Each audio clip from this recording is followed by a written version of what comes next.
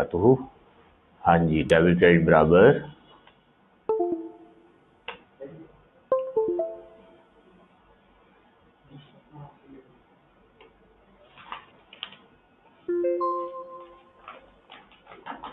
अच्छा जी, IS 38 चल रहा था, उसके क्वेश्चंस हमने करने थे। लो जी, IS 38 ओपन करते हैं। IS 38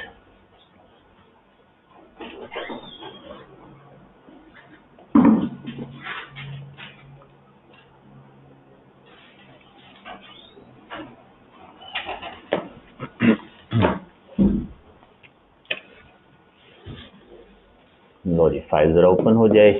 क्वेश्चंस थे मेरे ख्याल 4-5 क्वेश्चन थे, सारे क्वेश्चन अभी देखते हैं, लिख के करते हैं, बल्कि क्वेश्चन नंबर बताइएगा। हाँ जी, क्वेश्चन नंबर उस तरतीब से बताएं जिस तरतीब से आपको लिखवाए थे। 2, 4, 5 से पहले जो पिछले रह गए थे वो बताएं कौन से थे। हाँ जी, 2, 4, 5 से पहले भी कुछ रहते थे सवाल। 3, 7, 2, 7, 8, 9, 7, 11, 9, 8, 7, 11, 9, 8, उसके बाद 5, 4, 3, 5, 4, 3 लें जी। 543 दिए थे ओए, इतने ज्यादा सवाल। 543। क्वेश्चन 7 कल हो गया था।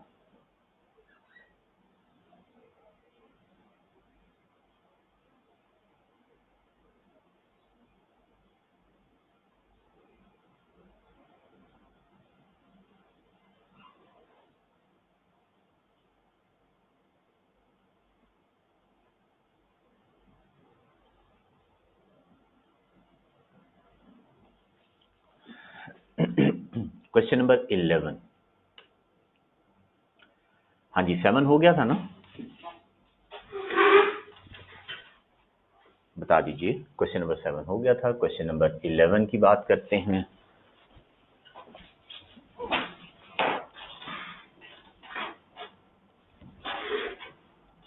इलेवन हो गया था, चेक कर लें। 11 भी हो गया, तो उससे आगे जो है वो 11 खुद कर लिया। हाँ जी, 11 में था English pharmaceutical limited listed company has provided you with the following information related two year ended 30 June 2013। Requirement क्या है? In the light of international financial reporting standards explain करना है हाउ द अबव एक्सपेंडिचर में B accounted for the year ended 30 June 2013। EPL has developed and patented 2 new vaccines A and B at a cost of 160 million and 120 million respectively। हाँ जी, मैंने तो नहीं discuss किया ना अभी क्वेश्चन 11, तो मैंने नहीं डिस्कस किया था ना, तो मुझे भी थोड़ा सा मौका दे दें, ठीक है, क्योंकि कुछ लोग होंगे जिन्होंने शायद किया नहीं भी होगा, तो चलें। Based on market analysis, it is estimated that vaccine A would generate revenue of 300 million per annum for next 5 years, whereas vaccine B would generate annual revenue of 80 million for an indefinite period। 5 marks का question है। 2 vaccines develop की, cost आ गई 160 और 120 million.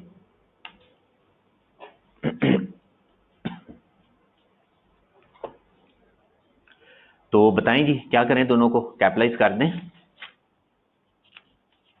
हाँ जी, दोनों को capitalise कर दिया जाए, क्योंकि दोनों में जो है वो फ्यूचर बेनिफिट नजर आ रहा है। तो हम बताएंगे कि वैक्सीन ए जो है, पार्ट कौन सा था? ए पार्ट, पहला पार्ट ए है, उसके बाद 2 है, फिर 3 है। चलें, इसको भी 1 कर लेते हैं फिर ऐसे करके। हाँ जी, फर्स्ट पार्ट वैक्सीन ए, उस पे कॉस्ट इनकर की 160 million, all rupees are in million ऊपर लिख देते हैं, और फिर सारी फिगर्स मिलियन में चलती जाएंगी। और वैक्सीन बी जो है वो है 120 की, आई थिंक सो 120 मिलियन का, 120 मिलियन। क्या करेंगे, both development cost will be capitalised.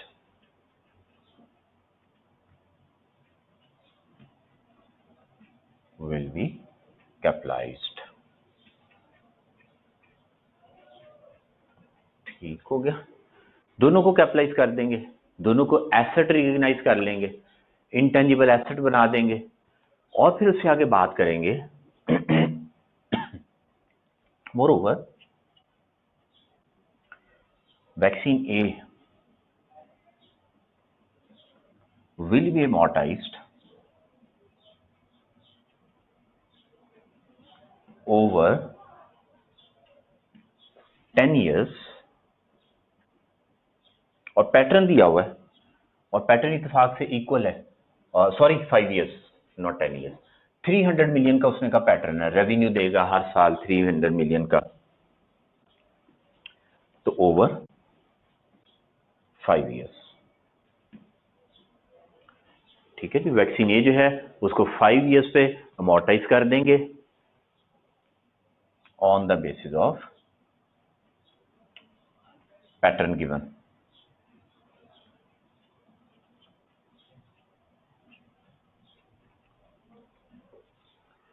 ठीक है, per annum amortisation will be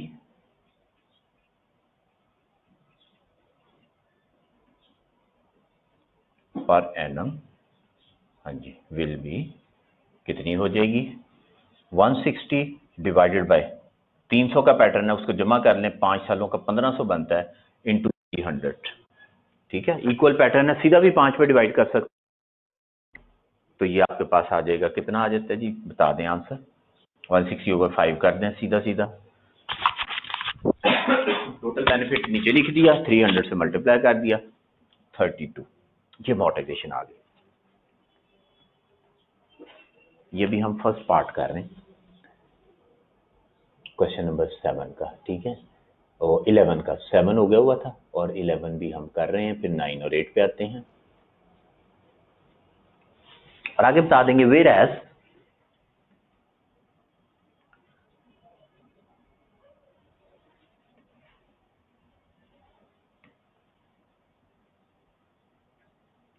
no amortization will be charged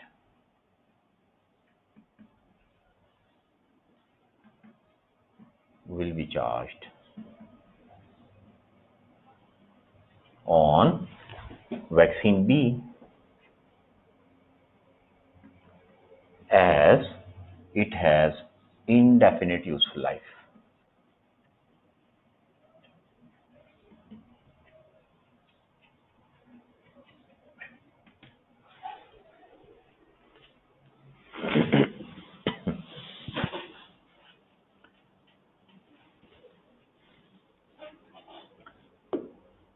right हो गई बात। और इसके साथ हम मजीद बता सकते हैं कि ये जो लाइफ है ये हर साल रिव्यू करते रहना चाहिए। Life of B should be reviewed regularly.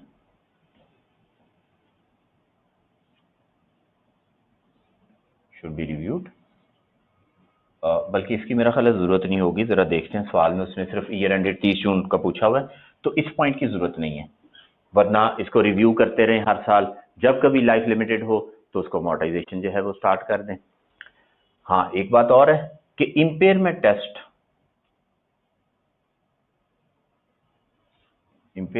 Should be applied.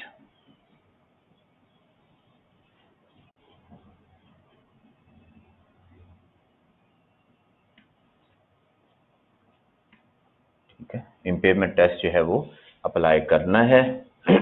Impairment क्या होता है अभी बता देता हूँ, बाद में आपको इम्पेयरमेंट का स्टैंडर्ड पढ़ाऊंगा। मैंने बताया था मेरा ख्याल है इम्पेयरमेंट का, हाँ जी बताया था ना। तो फिर जब कैरिंग अमाउंट ज्यादा हो, रिकवरेबल अमाउंट कम हो, तो हम इम्पेयरमेंट लॉस चार्ज कर देते हैं। तो बस इम्पेयरमेंट टेस्ट जो है वो अप्लाई करना होता है हमने। बिल्कुल ऐसे ही है कि कैरिंग अमाउंट जो है वो ज्यादा हो और रिकवरेबल अमाउंट कम हो तो हम इम्पेयरमेंट जो है वो अप्लाई कर देते हैं।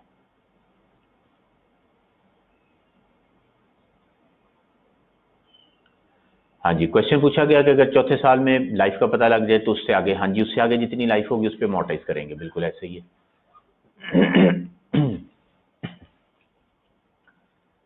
ले जनाब, बी पार्ट पे चलते हैं। ये आंसर थ्योरी में लिखें या नोट बनाकर मेंशन करें।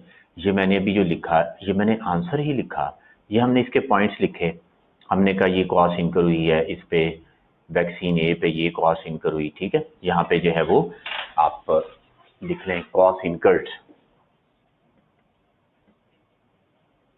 ऑन वैक्सीन ए, एक पॉइंट ये आ गया।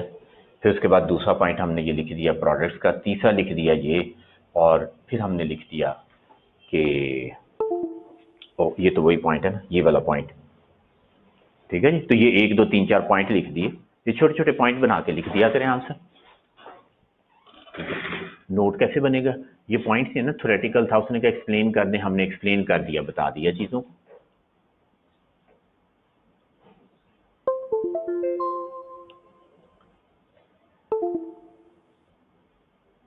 इम्पेयरमेंट और रिवैल्यूएशन में क्या फ़र्क है?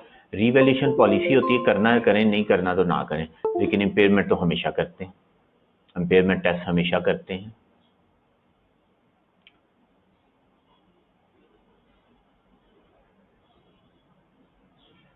इम्पेयरमेंट टेस्ट हमेशा करते हैं, ख़ास तौर पे जब कोई एसेट जिसकी लाइफ इंडेफिनिट हो तो उस पर तो इम्पेयरमेंट टेस्ट बड़ा केयरफुली अप्लाई करना होता है। सही हो गया, हमने सिर्फ ये बताना है। हाँ जी, ये मैं इसीलिए करवा रहा हूँ, कल बात हो रही थी ना लिखना कैसे है, करना कैसे है, तो ये मैंने कहा मैं सवाल लिख के करवाऊंगा, तो ये मैं लिख के करवा रहा हूँ आपको। बाकी जो है वो आपको पहले से सोल्यूशन दे दिए हैं, ठीक है। तो इस तरह पॉइंट बना के छोटे छोटे लिख देंगे, पॉइंट्स में लिखें वो बेहतर होता है। हाँ जी, अब सेकंड पार्ट पे आते हैं। अच्छा, इम्पेयरमेंट टेस्ट यहाँ पे हम अप्लाई कर नहीं सकते, हमने कहा impairment test should also be applied, apply करना चाहिए, ये आखिरी पॉइंट ये एक और था कि इम्पेयरमेंट टेस्ट जो है वो अप्लाई करना चाहिए। आईएएस की रिक्वायरमेंट है कि जब कभी इंडेफिनिट लाइफ हो तो इम्पेयरमेंट टेस्ट जरूर अप्लाई करें, तो बस हमने लिख दिया इम्पेयरमेंट टेस्ट अप्लाई करना चाहिए। अमाउंट्स नहीं गिवन, अगर होती तो हम कैरिंग अमाउंट और इम्पेयरमेंट और रिकवरेबल अमाउंट को कंपेयर करके इम्पेयरमेंट लॉस की अमाउंट कैलकुलेट कर देते, वो नहीं गिवन, हमने वैसे बता दिया कि इम्पेयरमेंट टेस्ट करना चाहिए, बस, ठीक है। फिगर कोई नहीं है, बता दिया हमने कि करना चाहिए। नेक्स्ट पार्ट पे चलते हैं। नेक्स्ट पार्ट है ₹6 million was paid for a television advertising campaign that will cover a period of 6 months from 1st May to 31 October 2013. Directors believe that the campaign would help to achieve the sales growth target of 8% for the next 2 years। अगले 2 साल 8% जो है, 8% फिर 8% जो है वो cell increase हो जाएगी, ग्रोथ हो जाएगी। तो बताएं, कैपिटलाइज कर दें और फिर अगले 2 साल पे अमोर्टाइज कर दें। हाँ जी, सेकंड पार्ट हम बताएंगे एडवर्टीजमेंट कॉस्ट कितनी आई है, incurred 6 million,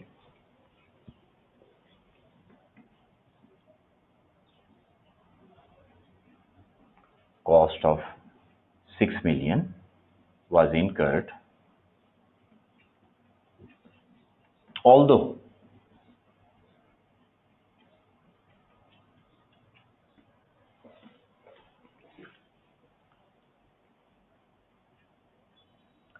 future benefits will be received from this cost, from this expense, from this cost, but organization has no control,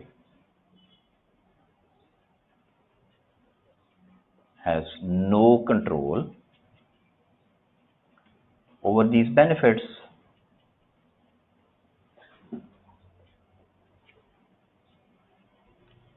As per IS 38, आइए 38 ने कह दिया, सो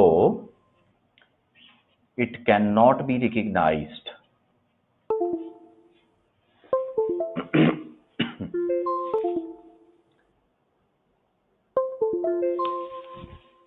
हाँ जी, so it can not be recognise as asset, as intangible asset, उसको intangible asset नहीं बना सकते। रीजन भी बता दी हमने। इंस्टेड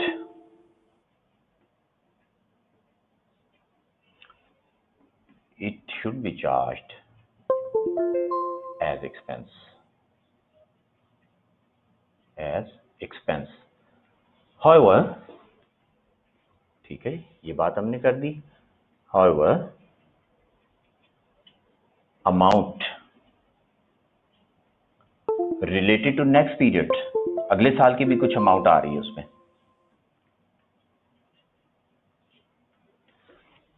दैट इज, हाँ जी, देखें कितना अमाउंट एडवांस में चली गई। प्री पेमेंट कितनी है, अक्टूबर तक जा रहा है ना हमारा पीरियड, जो है वो जून तक है, तो 4 महीने निकालें, 6/6 into 4, 6/6 into 4, 4 million will be recorded as prepayment, उसको प्री पेमेंट बना देंगे, as prepayment asset, bracket में लिख दें asset, and in next period it will be transferred to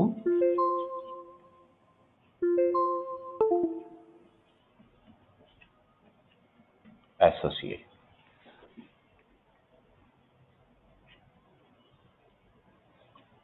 to associate when period expired, when period will expire। ले जनाब, increase in sales का क्या इफेक्ट होगा? कोई इफेक्ट नहीं होगा। इंक्रीज इन सेल्स को हमने क्या करना, सेल बढ़ेगी, इनकम है ना, अगले सालों में जब सेल बढ़ेगी तो वो जो भी होगी रिकॉर्ड कर देंगे, बस। इनकम तो हम नहीं लिखेंगे ना एडवांस में कभी भी, वो तो जब इनकम आएगी तो लिखेंगे, तो अभी कुछ भी नहीं करना। कंट्रोल ना होने का मतलब,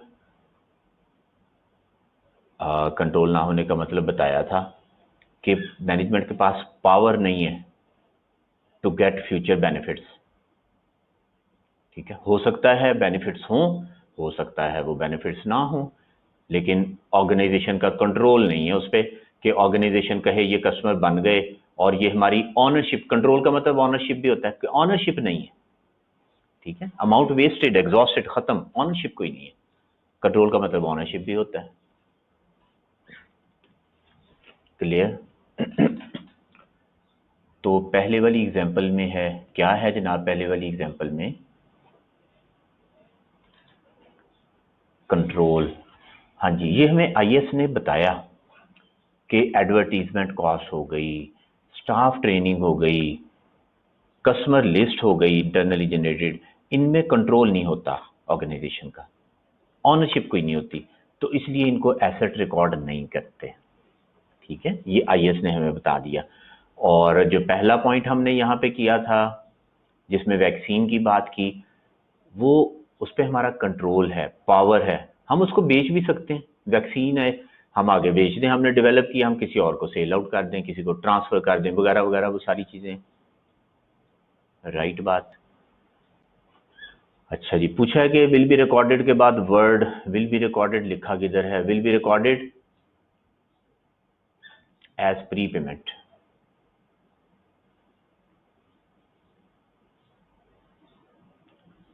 as pre payment.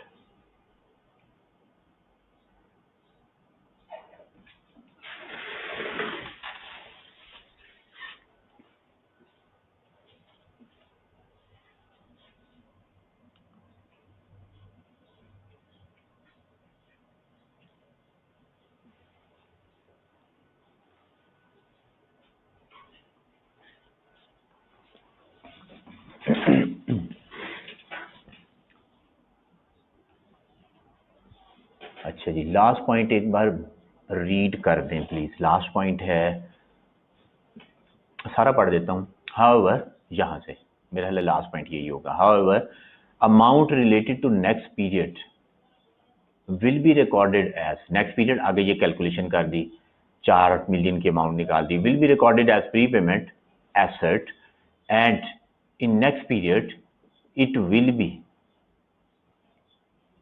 Transfer to SOCI when period will expire. जब उसका पीरियड एक्सपायर हो जाएगा तो उसे हम एसओसीआई में ट्रांसफर कर देंगे, राइट।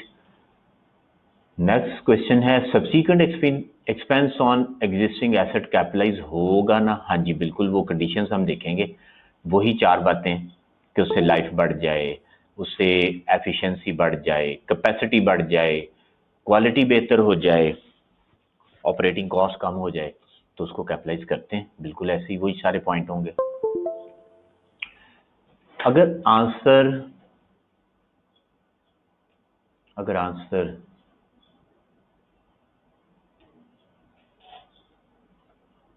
क्या लिखा है हमजा साहब, अगर आंसर लिख दें कि advertisement cost according to IAS 38 capitalise नहीं होती और 4 मिलियन प्रीमियम पेड है, तो आंसर ठीक है। तो मैंने भी यही लिखा, मैंने और क्या लिखा, रीजन लिखनी चाहिए साथ, ये बताना चाहिए कंट्रोल नहीं है, ठीक है, ये बताना चाहिए कि कंट्रोल नहीं है।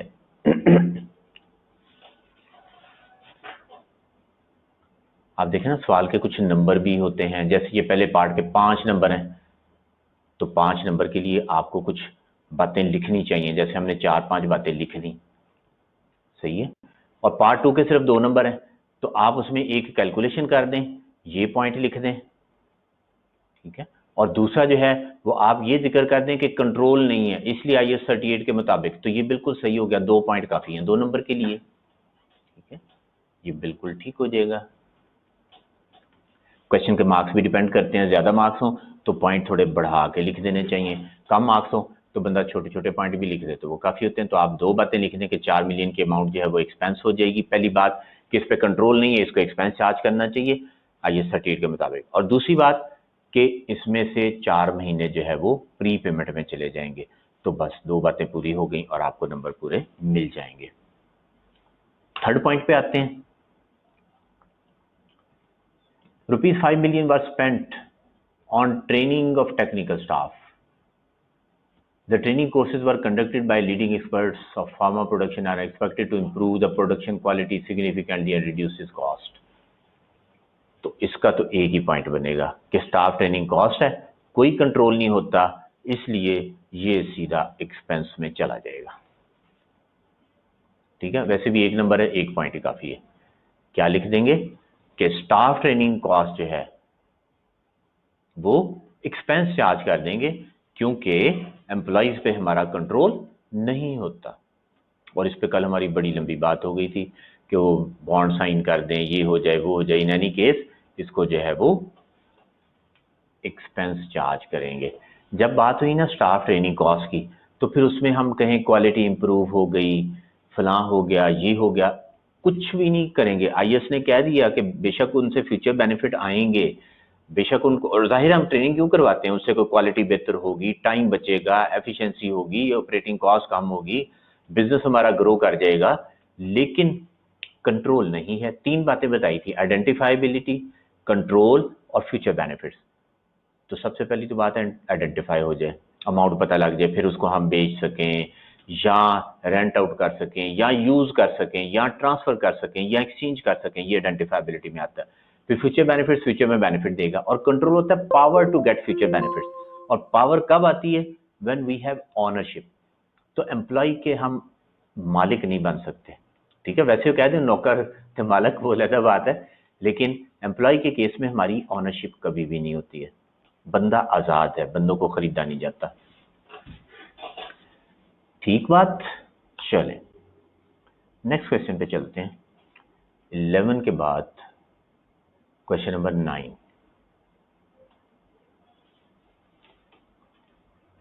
क्वेश्चन नंबर 9 पे आ गए। 15 मार्क का क्वेश्चन और 1 2 3 4 5 6 7 8 9 10 आइटम्स दिए हुए। क्वेश्चन पढ़ा होगा आपने। हाँ जी, उसमें कहा हुआ है कि हमने जो है वो मिस्टर टैलेंट जो है उसको हायर कर लिया और 8 मिलियन रुपीस हमने उसको देने हैं, टोटल लमसम रेम्यूनरेशन हमने पे करनी है। और उसने करना क्या है हमारे लिए, उसने हमारे लिए रिसर्च भी करनी है और डेवलपमेंट भी करनी है। कॉस्ट इनकम हुई जून 30, 2007 तक। टूल्स परचेज्ड, बताएं जी, ये जो टूल्स खरीदे ये अलग अलग बताना है। उसने discuss accounting treatment of each of the above cost, हर एक का अलग अलग बताना है। टूल्स परचेज, आप मुझे बताएं टूल्स खरीदेंगे रिसर्च फेज में या डेवलपमेंट फेज में? हाँ जी, टूल्स जो है वो generally tools are acquired, tools are purchase in development phase, so it is a development cost. पहला पॉइंट लिखेंगे, tools are purchased generally acquired in development phase, so these will be recorded as intangible asset। Property plant and equipment नहीं होगा। ये जो tools हम खरीदेंगे ना, ये टूल्स जो हैं ये यूज हो जाएंगे डेवलपमेंट फेज में। टूल्स जो होते हैं उनकी लाइफ लंबी नहीं होती कभी भी, वो हमने खरीदे, यूज किए और उसके बाद फेंक दिए। आरी खरीदी, कुछ अर्सा चलाई, आरी खत्म, फेंक दी, नवी आरी आएगी। पेचकस खरीदा, पेचकस का मुंह खराब हो जाता है। लोग तो ठीक नहीं होते जिनके पेचकस नहीं होते हैं, वो उधर के उधर ही रहते हैं। पेचकस किसी टेढ़ा मेढ़ा हो जाता है, उसका मुंह खराब हो जाता है, टूट जाता है, पेचकस फेंकना पड़ता है। ठीक है। रेंच, रेंच से भी कसा जाता है चीजों को, चीजें कसी नहीं जाती, रेंच टूट जाता है। ठीक है, तो ये टूल्स होते हैं जो कि साथ साथ यूज हो जाते हैं। और अगर कोई टूल होगा ना जिसका लॉन्ग टर्म यूज होगा, ये भी आपको बता देता हूं। टूल्स जो होते हैं ना वो आमतौर पे यूज हो जाते हैं, ठीक है, शॉर्ट टर्म होते हैं, लंबा यूज नहीं होता उनका, शॉर्ट टर्म। हाँ, अगर कोई टूल ऐसा हो जो कि जल्दी नहीं टूटेगा, लोगों को सही कर ही देगा, ठीक है। इवन ये प्लास श्लास होते हैं, ये भी हम बात करते हैं, घर में प्लास रखा हुआ है जिसका हम यूज क्या करते हैं, हाँ जी, महीने बाद कभी जरूरत पड़ी तो किसी का नक पकड़ के जो है उसको दबा के छोटा करना है, तो उसको नोजी को पकड़ के प्लास से दबा के छोटा कर दिया, ठीक है, वरना वो पड़ा रहता है आराम से, उसका इस्तेमाल नहीं होता। अच्छा जी, बच्चे डराते हैं। हाँ जी, बादाम तोड़ने के लिए, वाह जी वाह, बच्चे डरते हैं, बस उनको प्लास दिखाया, उनको डरा दिया।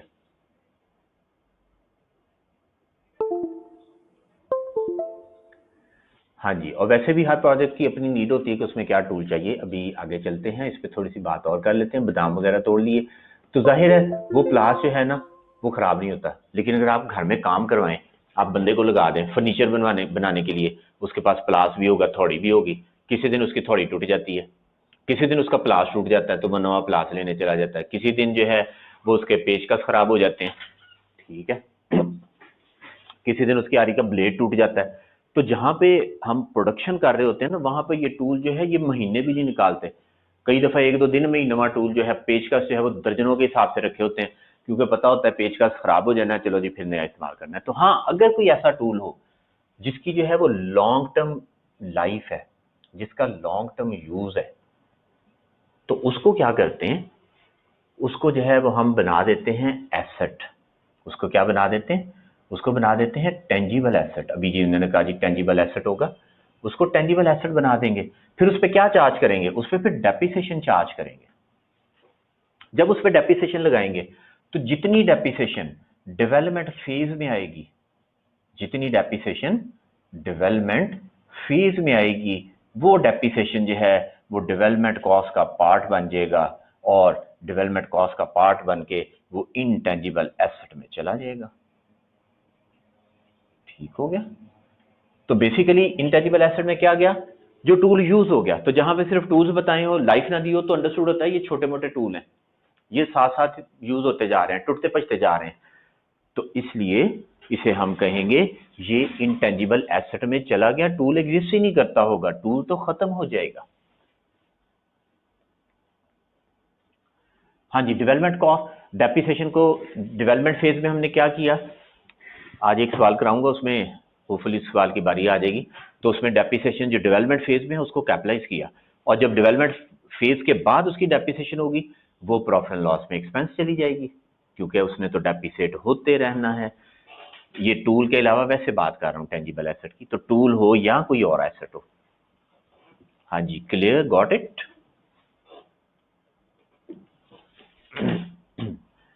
तो पहला पॉइंट के टूल्स हैं, these are generally use in research phase, will be capitalised,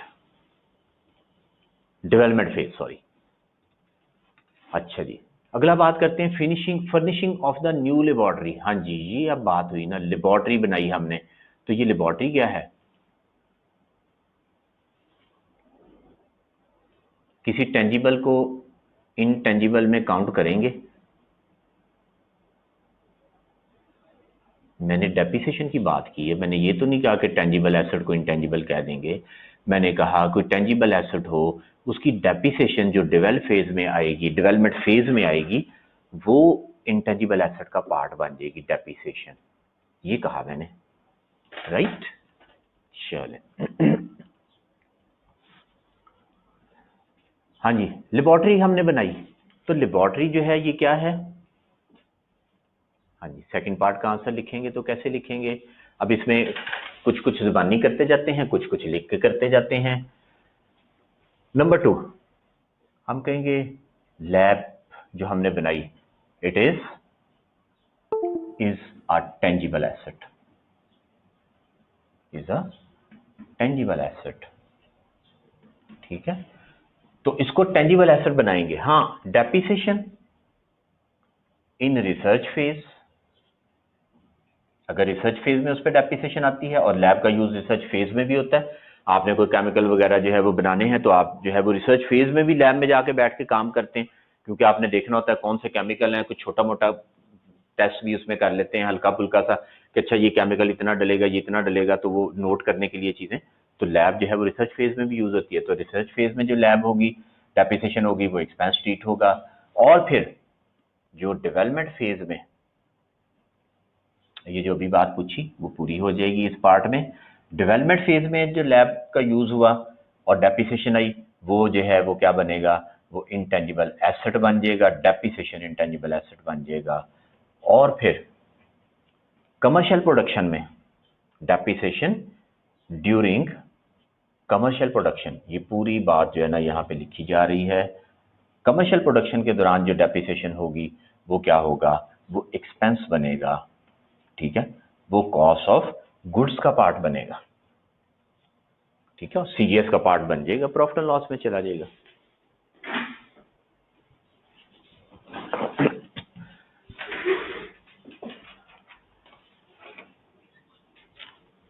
हाँ जी, फरमा रहे हैं कि ये तो फर्निशिंग ऑफ लैब है, तो फर्निशिंग का मतलब क्या है।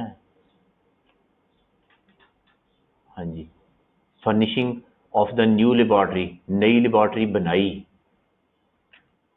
फर्निश का मतलब जो है, हाँ अगर आप कहें फर्निश का मतलब है लेबोरेटरी बनी हुई है, तो उस पर कोई जो है वो चेयर टेबल्स वगैरह लगा दिए। अच्छा, फर्निशिंग से मुराद फर्नीचर होता है। चलें, नई लैब थी, जो भी उसमें सामान लगाया, वो सामान जो उसमें लगेगा ना, वो फर्निशिंग कहलाएगा। तो जब नई लैब है, जब तक वो अवेलेबल फॉर यूज नहीं होती, जितना भी पैसा लगेगा वो लैब का पार्ट ही बनेगा ना, अवेलेबल फॉर यूज होने से पहले, ठीक है। तो ये फर्निशिंग है कि लैब में जो चीजें चाहिए थी वो सारी रिक्वायरमेंट्स पूरी की, उसको फर्निश किया। लैब की एक बिल्डिंग बन जाती है, बिल्डिंग बना के उसमें इंस्ट्रूमेंट्स रखते हैं ना, वो फर्निशिंग ऑफ लैब कहलाता है, कि उसमें इंस्ट्रूमेंट्स वगैरह रखे सारे के सारे, जो जो वहां पे यूज होने थे वो सारे जो रिक्वायरमेंट्स थी लैब की वो पूरी कर दी। आगे चलते हैं। Salaries paid to research associate, very simple, expense है, ठीक है, पता लग रहा है रिसर्च एसोसिएट को पैसे दे रहे हैं, ये एक्सपेंस है। अगला point, cost of conducting test in UK on a device, device पे टेस्ट कर रहे हैं, which was ultimately use in the final product. क्या ख्याल है, ये जो टेस्टिंग हो रही है ये क्या होगा, ये डेवलपमेंट फेज होगा, ये डेवलपमेंट कॉस्ट है। तो हम कहेंगे ये टेस्टिंग हो रही है, वही जो टेस्ट रन होता है टेस्टिंग, तो ये जो है ये डेवलपमेंट कॉस्ट का पार्ट बनेगा। आगे remuneration paid to mister Talent on successful completion of research, जब बता दिया ये रिसर्च फेज के पैसे दिए तो ये एक्सपेंस बन जाएगा। ये रिसर्च फेज की पेमेंट हमने उसे की, रिसर्च कंप्लीट हो गई तो हमने इसको पेमेंट कर दी। Expenses on preparing technical feasibility, feasibility बता दिया था आपको किस फेज में बनती है, रिसर्च फेज में। हम बताएंगे feasibility is prepared in research phase, so it is expense.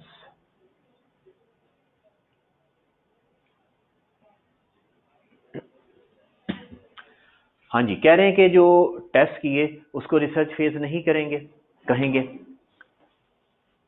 जो छोटी मोटी टेस्टिंग होती है, ठीक है, थोड़ी बहुत टेस्टिंग, स्मॉल टेस्टिंग या टेस्टिंग टू गेन नॉलेज,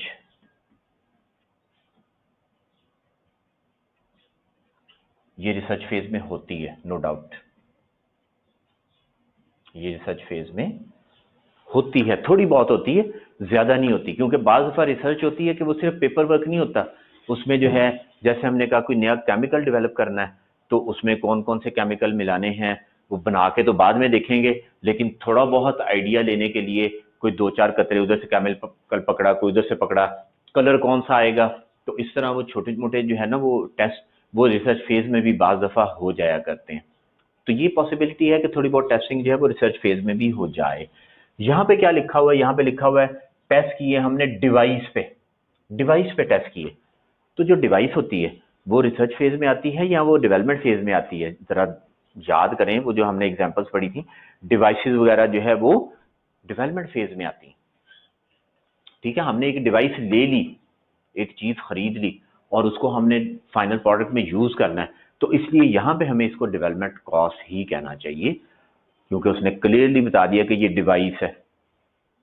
तो वरना कहीं एम्बिग्यूटी हो तो हम वहां पे एक्सप्लेन कर देंगे, हम कहेंगे क्योंकि हमारा टेक्निकल नॉलेज तो नहीं है ना कि लेबोरेटरी में क्या हो रहा है और क्या नहीं हो रहा, कैसे हो रहा है, तो हम वहां पे एक्सप्लेन कर देंगे, हम कहेंगे कि if it is this testing is done in research phase तो it will be charge as expense in SOCI, and if this testing is part of development phase तो then it will be capitalise. ठीक हो जाएगा, number मिल जाएंगे, कोई मसला नहीं होगा, आपने दोनों बातें एक्सप्लेन कर दी, तो इसलिए ये एक्सपर्टीज आपकी नहीं होंगी कि कौन सी चीज है वो कोई खास जिक्र कर दे, फलाने बिजनेस में ये डेवलपमेंट शुरू हुई, हमें क्या पता क्या होता है, जैसे उसने कहा प्रोजेक्टर है फलां, तो हम उसमें फिर वहां पे अपनी ओपिनियन दोनों चीजें बता देंगे तो तब भी गुजारा हो जाएगा।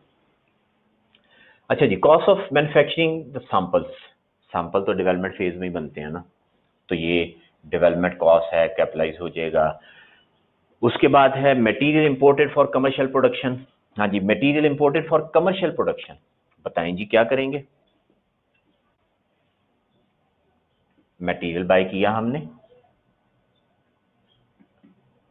ये पॉइंट नंबर कौन सा था, पॉइंट नंबर कोई नहीं है, चले, मटेरियल हमने बाय किया, ये मटेरियल जो है ये इन्वेंट्री में चला जाएगा, ये कहां चला जाएगा, इन्वेंट्री में चला जाएगा, ये स्टॉक का पार्ट बन जाएगा, and when it is used,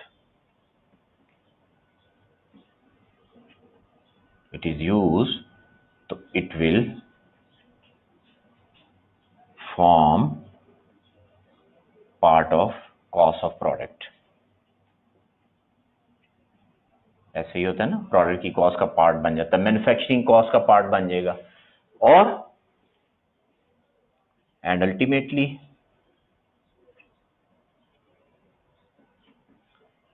it will be transfer to CGS, CGS में चला जाएगा,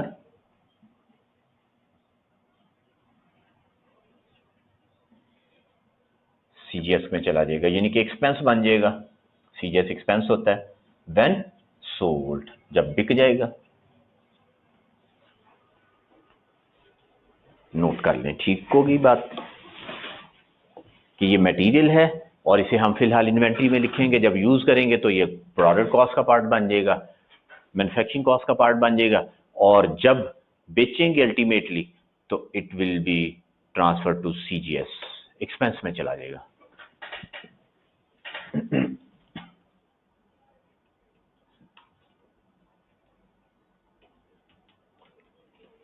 next point, final payment to mister Talent. हाँ जी बताएं, अब ये किस चीज की पेमेंट हो रही है? अब ये किस चीज की पेमेंट हो रही है? अब जाहिर है डेवलपमेंट की पेमेंट हो रही है, तो अब ये डेवलपमेंट कॉस्ट है, इसको कैपिटलाइज कर देंगे, क्योंकि पहले हमने उसको रिसर्च कंप्लीट हो गई तो उसको पैसे दे दिए, अब बाकी पैसे जाहिर है डेवलपमेंट फेज के दे रहे हैं। और फिर है प्रोडक्ट लॉन्चिंग एक्सपेंस। ये प्रोडक्ट लॉन्चिंग एक्सपेंस जो है ये कौन सा एक्सपेंस होता है? It is marketing expense. ठीक है, ये मार्केटिंग एक्सपेंस है, प्रोडक्ट लॉन्च करने का खर्चा, इसे जो है वो प्रॉफिट एंड लॉस में एक्सपेंस डाल देंगे। एडवर्टीजमेंट भी कह सकते हैं इसको, ये एडवर्टीजमेंट है, प्रोडक्ट लॉन्च किया, प्रोडक्ट जो है वो हमने मार्केट में ऑफर कर दिया सेल के लिए, तो ये हमारा मार्केटिंग एक्सपेंस है, सेलिंग एक्सपेंस है।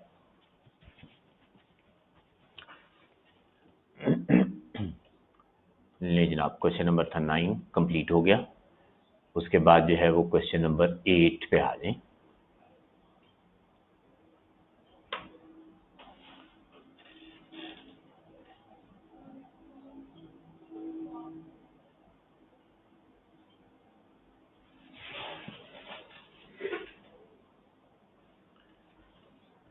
जी, क्वेश्चन नंबर 8 में 1 2 3 4 5 पार्ट्स दिए हुए हैं।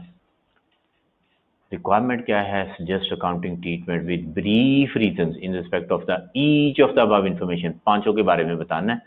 14 मार्क्स का क्वेश्चन है। फर्स्ट पार्ट,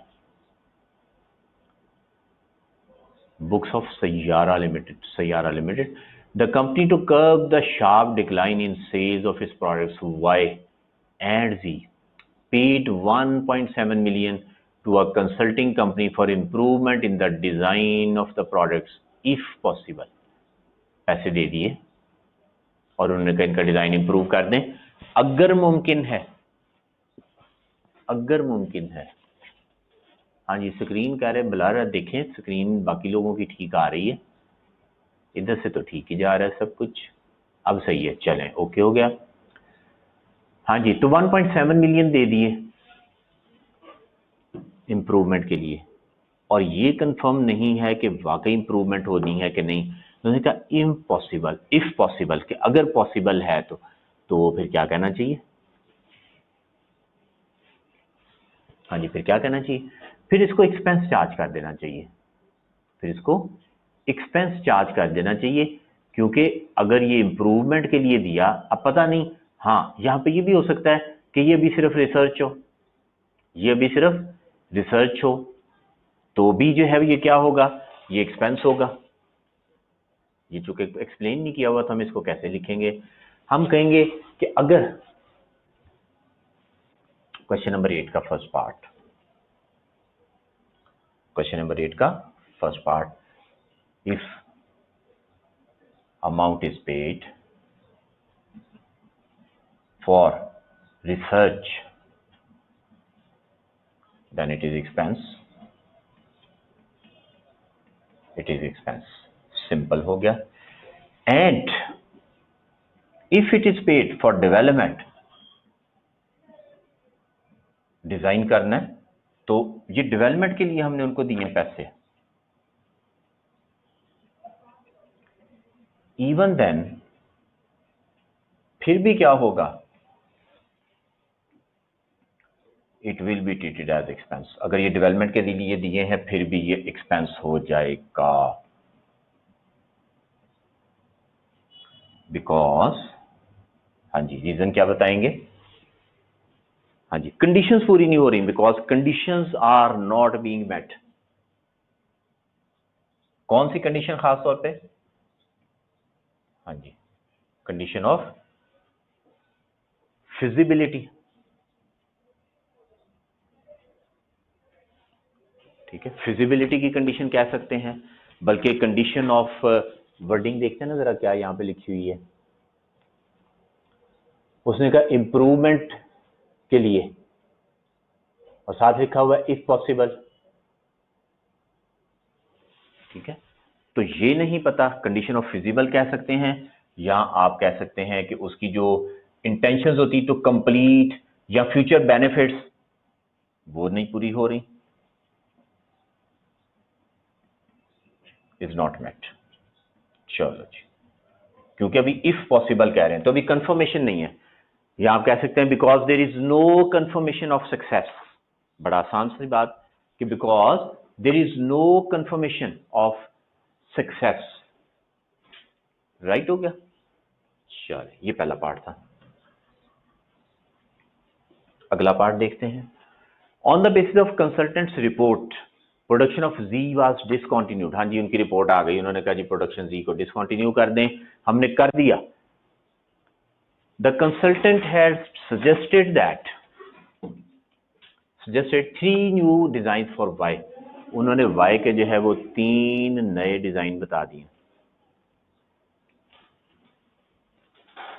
अच्छा जी, आगे one of them was selected and company incurred 0.65 million on new modes and patented the design at a cost of 0.3 million. 60% of the fee payable to consultant is directly attributable to Y.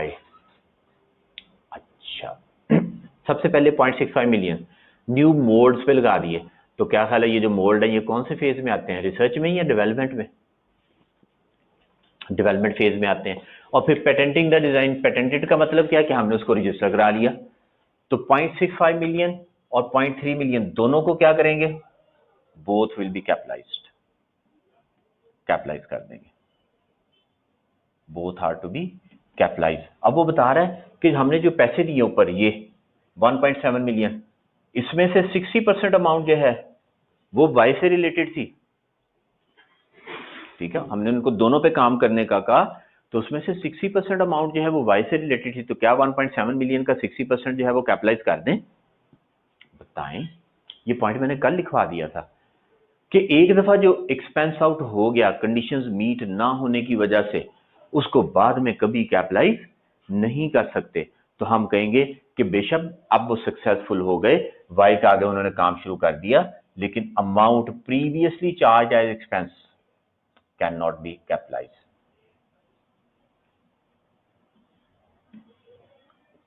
Previously charged as expense, और वो कितनी amount थी, वो जो 1.7 million थी, can not B capitalised.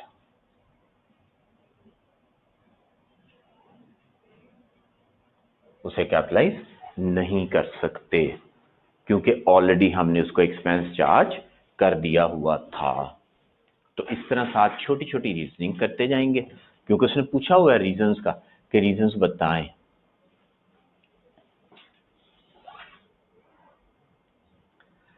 Number 3, manufacturing licence of product G is expiring on 30 June 2008। 30 June 2008 पे जाके उसने एक्सपायर होना है and has a book value of 0.5 million. This licence is not transferable. तो आप बता दें, बुक वैल्यू 0.5 मिलियन पड़ी हुई है, तो इस 0.5 मिलियन को क्या करना चाहिए? इसे जो है वो हम एक्सपेंस चार्ज कर देंगे। एक्सपेंस का नाम क्या होएगा? हाँ जी, एक्सपेंस का कोई नाम भी होगा, डेप्रिसिएशन कह दें, लॉस कह दें, एबनॉर्मल लॉस कह दें, कोई नाम इसका, एबनॉर्मल लॉस कह दें, नहीं कोई और अच्छा नाम बताएं। कोई और अच्छा नाम बताएं। क्यों करेंगे एक्सपेंस चार्ज? अच्छा चलें, इसका भी अभी जवाब देते हैं। इसका नाम होगा इंपेयरमेंट लॉस। वेरी गुड, इसका नाम क्या होगा? इंपेयरमेंट लॉस होगा इसका नाम। एसेट जो है वो पड़ा हुआ है 0.5 मिलियन पे। ठीक है, डी जो है उसकी इस वक्त बुक वैल्यू कितनी है? वो है 0.5 मिलियन। और इससे फ्यूचर में क्या मिलना है? हमने इसको डिसकंटिन्यू कर दिया है, तो रिकवरेबल अमाउंट कितनी है? नील। तो इसका मतलब है ये जो हमारी बुक्स में इस वक्त एसेट पड़ा हुआ है, इसके अगेंस्ट कुछ भी नहीं मिलना, ये इंपेयरमेंट हो गई। इंपेयरमेंट लॉस उसको ट्रीट करते हैं। इंपेयरमेंट लॉस भी आपको बताया, 0.5 मिलियन का इंपेयरमेंट लॉस जो है वो चार्ज हो जाएगा। ये था पॉइंट नंबर 3।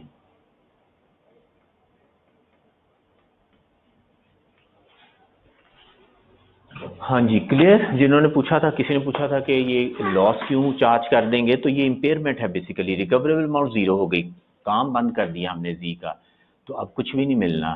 तो इसलिए जो है उसे एक्सपेंस आउट कर देंगे।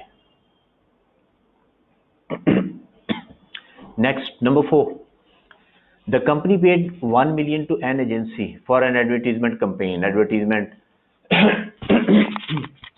सॉरी बार बार वो एडवर्टीजमेंट की बात करता है, for product Y that increase the company's sales substantially, and there is a strong evidence that it will also bring net cash flow of 6.5 million in the next year. Therefore, its impact will be thereafter its impact will be insignificant. अगले सालों में तो जो होना है वो देखी जाएगी, लेकिन कमिंग ईयर में 6.5 मिलियन, आज हम 1 मिलियन का खर्चा कर रहे हैं और अगले साल में सिर्फ एक साल में 6.5 मिलियन का रेवेन्यू बढ़ जाना है। नेट कैश फ्लो मतलब खर्चा खुर्चा निकाल के नेट कैश फ्लो आ जाएगा 6.5 मिलियन का। तो फिर इसको एसेट बना दें। हाँ जी बना दें। ये हमें क्वेश्चन में वो इस तरह जो है वो मिस गाइड करेगा कि बेनिफिट आना है, हम कहेंगे पता नहीं एसेट बनाना है कि नहीं। हमेशा के लिए याद रखें, स्टाफ ट्रेनिंग कॉस्ट हो गई और एडवर्टीजमेंट हो गई, इन दोनों ने हमेशा एक्सपेंस आउट होना है, क्योंकि IAS ने कह दिया इनको कभी कैपिटलाइज नहीं करते।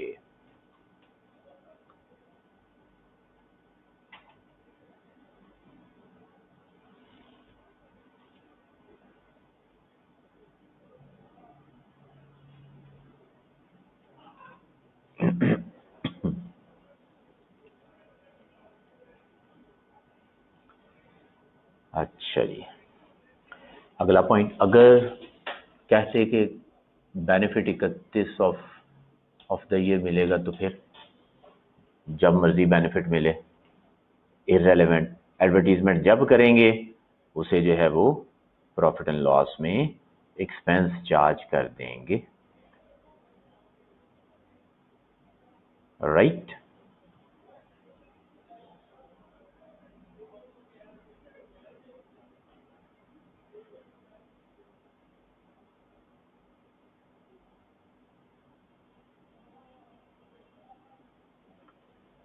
Number 5, product T. तैमूर साहब कहते हैं even if benefit received in current year, अगर किसी चीज का बेनिफिट करंट ईयर में आ जाए तो उसको तो वैसे ही हम एक्सपेंस कह देते हैं, ठीक है, उसको तो वैसे ही हम एक्सपेंस कह देते हैं। एक्सपेंस होता ही है कि जिसका बेनिफिट हमने ले लिया वो एक्सपेंस चार्ज कर दें, ठीक है। जैसे इलेक्ट्रिसिटी हमने यूज कर ली, प्रोडक्शन कर ली, बिल आया, हमने बिजली का बिल एक्सपेंस में डाल दिया।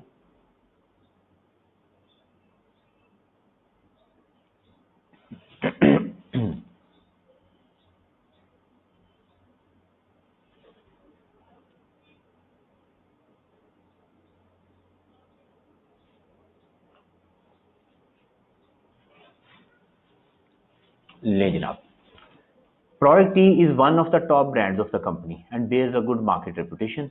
The brand is currently being reported at zero value in the financial statements, despite the fact the company incurred 3 million on setting up a brand development department.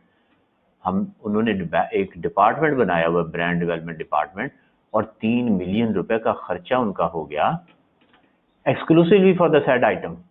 This year company has a firm offer for the said brand amounting to rupees 12 million from an other financially sound company. कहते हैं product T जो है वो company का एक top brand है और उसको हमने जीरो पे लिख छोड़ा, उसको जीरो पे लिखा हुआ है, यानी कि उसको कैपिटलाइज ही नहीं किया हुआ। यही मुराद हुई ना कि उसको जो है वो हमने जीरो पे लिखा हुआ है, वो आ ही नहीं रहा किताबों में। तो मार्केट से उसकी 3 मिलियन का हमने खर्चा किया। एक तो ये है कि हम उसको 3 मिलियन पे लिख दें, डिपार्टमेंट हमने बनाया जो हमें ब्रांड बना के दे रहा है। दूसरा ये कि 12 मिलियन उसकी मार्केट से ऑफर मिल रही, तो हम कॉस्ट छोड़ के उसको 12 मिलियन फेयर वैल्यू पे लिख लें, रिवैल्यूएशन कर दें। तो बताएं, अगर कॉस्ट मॉडल यूज करते हैं तो 3 मिलियन पे लिख लें, अगर रिवैल्यूएशन मॉडल यूज करते हैं तो 12 मिलियन पे लिख दें। बता दीजिए।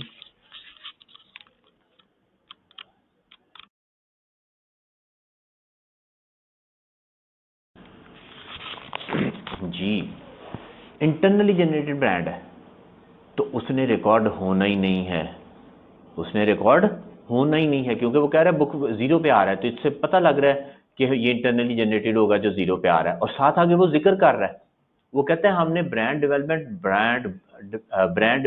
डिपार्टमेंट बनाया और जिसने क्या किया, इस ब्रांड को डेवलप किया exclusively for the said item. उस ब्रांड डेवलपमेंट डिपार्टमेंट ने ये ब्रांड डेवलप किया, सारी वर्डिंग उसकी बता रही। तो हम कहेंगे ये it is an internally generated brand, so it can not B capitalised at all. ठीक है, neither it can be capitalised nor it can be revalued. जब हमने कह दिया एक चीज को एसेट बनाना ही नहीं है तो उसका रीवैल्यूएशन का चक्कर ही नहीं बनेगा। लो जी, ये फुली डेप्रिसिएटेड वाला केस ही नहीं है, इसको पढ़ें ना जरा ध्यान से। वो कहता है हमने एक ब्रांड डेवलपमेंट डिपार्टमेंट बनाया exclusively for the said item, इसी आइटम के लिए, और उस पर 3 मिलियन रुपया हमने लगाया। लेकिन वो कहता है कि ब्रांड जो है वो 0 पे आ रहा है, वो 0 पे आ रहा है। ठीक है, तो उसकी वर्डिंग बता रही है कि ये उसने खरीदा नहीं है, ये जो हमने डिपार्टमेंट बनाया, इस डिपार्टमेंट ने ये ब्रांड डेवलप करके दिया। तो डेप्रिसिएटेड वाला चक्कर ही नहीं कि डेप्रिसिएट होके आ गए, ये वैसे ही 0 पे आ रहा है। तो ये बिल्कुल ठीक ऑलरेडी रिकॉर्डेड है, 0 पे है। इसको ना तो हम 3 मिलियन पे लिख सकते हैं, ना 12 मिलियन पे लिख सकते हैं, और इसको हम कैपिटलाइज नहीं कर सकते हैं। ये इंटेंजिबल एसेट के तौर पे रिकॉर्ड नहीं हो सकता। हाँ जी, क्वेश्चन नंबर 5 पे चलते हैं।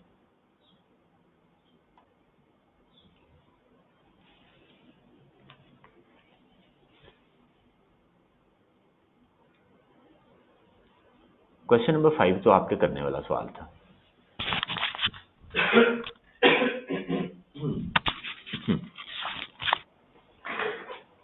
हाँ जी, उसने कहा क्रिटिकली एनालाइज्ड, क्रिटिकल एनालिसिस करें of the above issue, explaining whether the treatment is correct, जो उसने ट्रीटमेंट की वो ठीक है और incorrect, and justifying your advice with reference to the international financial reporting standards. चलें देखते हैं क्या किया उसने।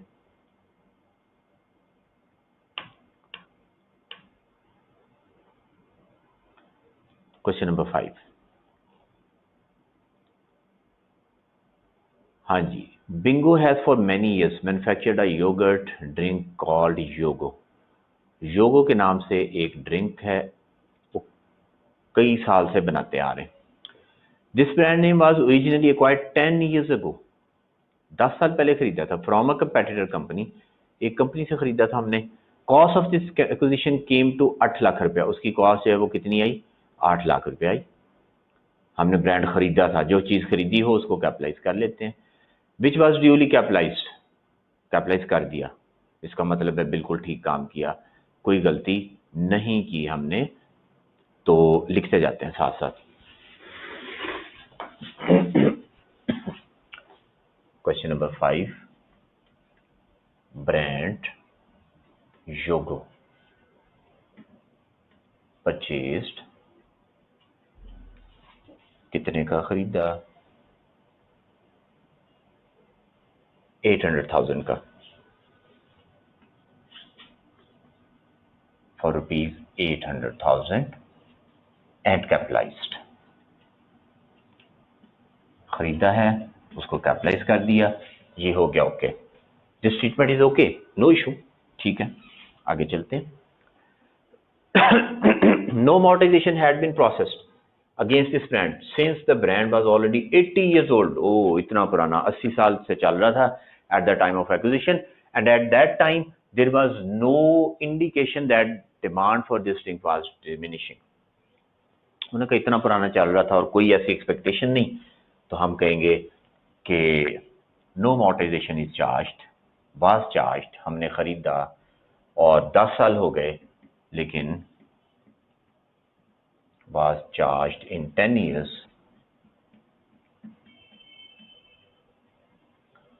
as life is indefinite। बताएं ये ठीक हो गया कि नहीं ठीक हुआ? ये भी ओके है, ठीक है, अगेन एक्सेप्टेबल, राइट, बिल्कुल ठीक ट्रीटमेंट की, पहली ट्रीटमेंट भी ओके है, दूसरी भी ओके है। आगे चलते हैं इससे। Sales of Yogo have in recent times bin falling, आहा सेल गिरनी शुरू हो गई। Marketing department after much research into the related consumer behavior suggested that the fall in sales was related to the outdated brand name of the drink। उन्होंने कहा नाम बहुत ही पुराना हो गया है, नवी जनरेशन आ गई है, तो अब वो जो है वो इस नाम को पसंद नहीं करते। suggestion was accepted and the drink was relaunched as योगी, उसका नाम चेंज कर दिया during late December 2014। the cost of relaunching the drink came to rupees 4,50,000 and was capitalized as a yogi brand name since it was expected that sales would now improve। उसको capitalise कर दिया और उसके बाद लिखा हुआ है previous brand name with the carrying amount of 800,000 was expensed in full in the current year ended 31 December 2014। हाँ जी, एक्सपेंस आउट कर दिया। दो बातें हैं, एक तो ये है एक्सपेंस आउट कर दिया और दूसरा है कि 4,50,000 रुपया हमने योगी पे लगा दिया।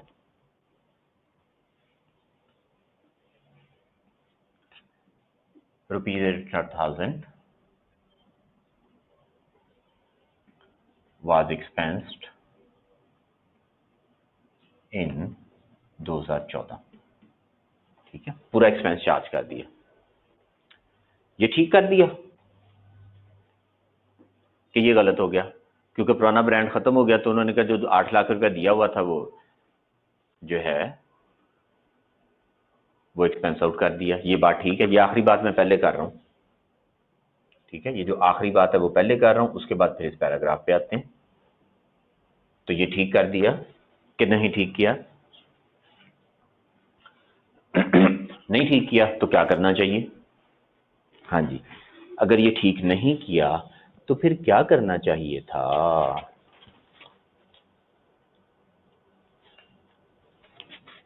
बता दें। इंपेयरमेंट करना चाहिए था, तो एक्सपेंस चार्ज कर दिया, हम कहेंगे इसको इंपेयरमेंट चार्ज कर दिया, उसमें क्या मसला है? एक्चुअली ये काम तो गलत नहीं किया, लेकिन हमें यहाँ पे एक पॉइंट देना चाहिए, हमें बताना चाहिए कि when sale started declining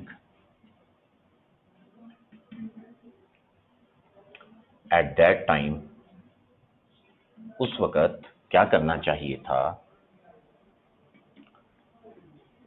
life should have been reviewed. ठीक है, एकदम तो नहीं ना ये खत्म हुआ होगा, उसकी लाइफ को रिव्यू करना चाहिए था। And amortization should have been started। should have का मतलब होता है ऐसा कर देना चाहिए था, should have been started।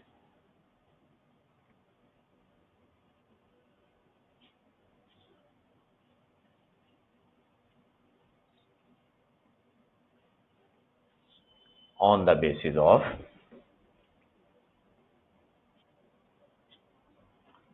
basis of remaining life। सबसे पहले हम ये बता देंगे कि उस पे अमोर्टाइजेशन जो है वो चार्ज कर देनी चाहिए थी।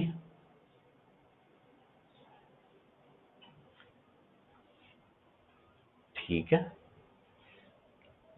एक ये बात। एंड इसके साथ ही लिखेंगे मोर ओवर, एक और भी काम करना चाहिए था। वो क्या था? अभी पिछले सवाल में हम एक में बात करके आए हैं कि मोर ओवर, हाँ जी, क्या काम करना चाहिए था? मोर ओवर impairment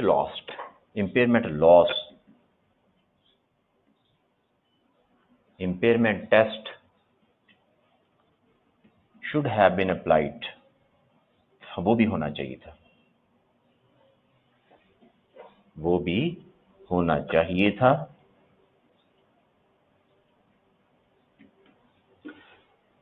बहरहाल किया नहीं किया, however अब वो नहीं भी किया तो 800,000 जो है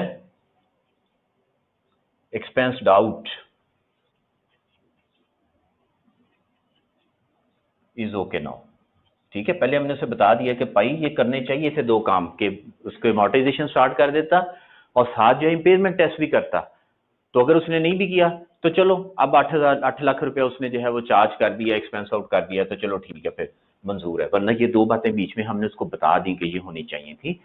और आखिरी बात करते हैं इस सवाल की भी और आज के लेक्चर की भी, वो ये है कि ये 4,50,000 रुपये जो है ये क्या है, ये इंटरनली जनरेटेड ब्रांड पे लगा रहे हैं,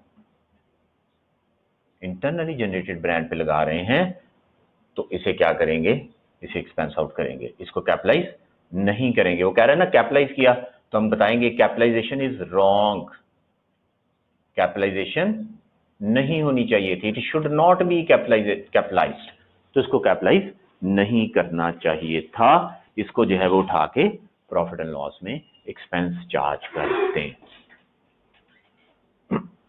ठीक, लो जी, क्वेश्चन नंबर 5 भी हो गया, 4 और 3 रह गए, इनको भी कल देखेंगे। और अब आप जो है वो नोट करें, क्वेश्चन नंबर 4, 3 तो पहले से चल रहे हैं, क्वेश्चन नंबर 12 और 13 ये दो सवाल भी करके आने आपने, और बाकी सारे हो गए इससे पहले, 10, 11, 12 सारे हो गए या कोई रहता है? हाँ जी बताइएगा, क्वेश्चन नंबर 10 भी रहता है शायद, 12 के बाद 10 कर लें और फिर 13, 4, 3 तो पुराने हैं, 12, 10 और 13। हाँ जी, तो ये सवाल आपको दे दिए। हाँ जी, फिर हमारे एक पॉइंट है आइडेंटिफाइबल में अराइज फ्रॉम कॉन्ट्रेक्चुअल और लीगल राइट्स, इसको थोड़ा एलेबरेट कर दें। जैसे हमने देखा कि एक लाइसेंस मिल गया, तो वो एक लीगल राइट मिल गया ना हमें, ठीक है, वो लीगल राइट मिल गया। हमने कोई फ्रेंचाइज ले ली, कॉन्ट्रैक्ट हो गया हमारा, हमें फ्रेंचाइज मिल गई, तो वो लाइसेंस लिया, वो भी हमारा इंटेंजिबल एसेट, फ्रेंचाइज हो गई, वो भी हमारा इंटेंजिबल एसेट। ये इसके एग्जांपल्स हैं, क्लियर? ओके जी, अल्लाह हाफिज, अस्सलाम वालेकुम रहमतुल्लाहि व बरकातहू। अच्छा, ये सवाल ना इसी तरह करें जैसे आपको मैंने लिख के पॉइंट छोटे छोटे बताए, इस तरह बस छोटे छोटे पॉइंट लिख के ये सवाल कर लीजिएगा। अल्लाह हाफिज, अस्सलाम वालेकुम।